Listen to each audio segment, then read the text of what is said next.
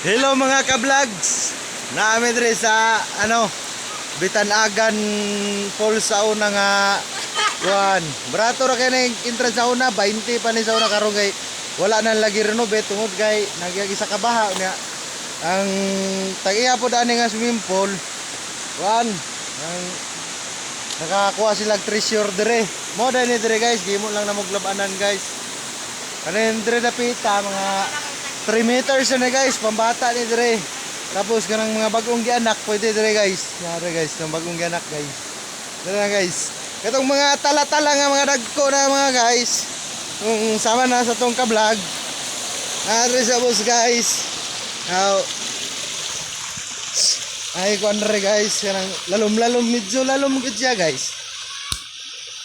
Medyo ipit gud guys.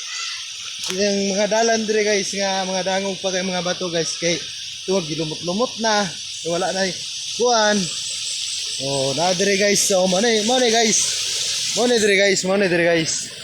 Na guys na luma na guys. Bura siya kanang kuan guys ba. Nanahagbo nga tubig. Tapos kato guys. Swimming pool to siya guys. Pagabuan to nga bato-bato guys. Swimming pool to kanay guys. Lalom kanay dire guys. Pwede mo rin maligo guys. Kanang taga San Francisco, taga Bayukan mo bisag asa mo rin guys. Mag-ambak na mga guys. Oh, mag-ambak daw ako, Migo. Migo! Tatalon ka ba, Migo? Oh, oh. Oh, sobrang lalim yan guys. Sobrang lalim. Oh, sobrang lalim yan guys.